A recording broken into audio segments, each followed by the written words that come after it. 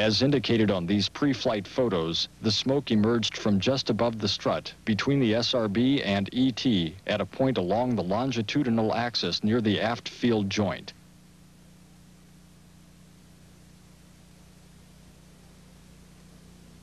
The multiple smoke puffs occurred at a rate of about 4 times per second, approximating the frequency of the structural load dynamics and resultant joint flexing. This greatly exaggerated computer animation depicts the flexing of the SRB joint. This flexing increased the gap between the tang and clevis at the location of 2 rubber O-ring seals. Last evidence of smoke above the aft attach ring appears at 2.733 seconds. The last indication of smoke dispersing below the aft dome appears at 3.375 seconds. Film records of the assembly of the solid rocket booster were reviewed to determine any evidence of cause for the smoke. Photographs taken just prior to mating of the booster segments at the aft field joint show the O-rings installed in the grease clevis grooves. A subtle variation was detected, but through computer enhancement was determined to be a shadow caused by irregularities in the grease. No evidence of O-ring defects was observed in any of the stacking photography.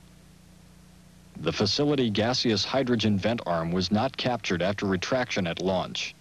Film analysis, however, showed that it did not rebound and contact the vehicle or contribute to the accident. Post-launch inspection of the hold-down posts revealed that the kickspring assemblies on 4 of the posts were missing. Detailed analysis determined that the assemblies could not have become detached prior to T plus 850 milliseconds and were not a contributing factor to the smoke observed at liftoff. The next significant event was the development of the SRB burn-through plume.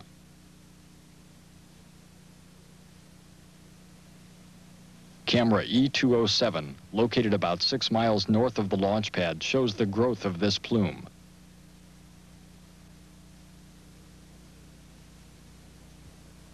The first evidence of flame appeared on the right solid rocket booster at 58.788 seconds. This occurred as the main engines had been throttled up to 104% thrust and the SRBs were increasing thrust. Camera E203 was located west of the launch site and gives an aft view. The exposure was set for the booster nozzle plumes. This graphic illustrates the location of the flare. The flare was located near the aft field joint, approximately 300 degrees circumferentially, which is consistent with the location of the smoke emissions at liftoff.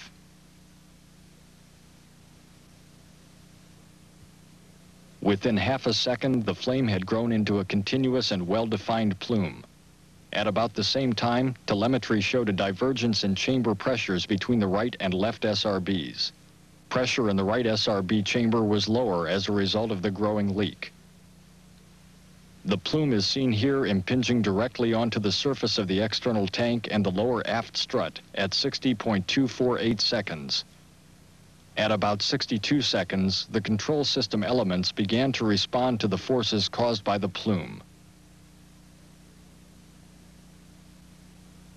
As recorded on E207 and E204, the first visual indication that the anomalous plume penetrated the external tank was seen at 64.66 seconds as an abrupt change in the shape and color of the plume. This is an indication of hydrogen leaking from the external tank. At 64.705 seconds, a bright sustained glow developed between the orbiter and the external tank. Slight changes in the hydrogen tank pressure telemetry data confirmed the leak 2.2 seconds later at 66.8 seconds, when the LH2 tank pressurization system could no longer maintain its normal repressurization rate. At 72.6 seconds, the LH2 tank pressure could no longer be maintained, indicating that the leak path had significantly increased and was growing rapidly. At 72.2 seconds, the guidance system showed that right SRB motion diverged from the orbiter and left SRB, indicating that the lower ET SRB strut was severed or pulled loose. During this time frame, exaggerated steering commands and control system responses registered in telemetry data. At approximately 73 seconds, both liquid hydrogen and liquid oxygen pressure to the main engines showed a significant drop. This was followed at 73.124 seconds by the appearance of a circumferential white pattern around the ET aft region, suggesting LH2 tank structural failure. 13 milliseconds later, at 73.137 seconds, vapor was observed at the inner tank, indicative of the liquid oxygen tank failing.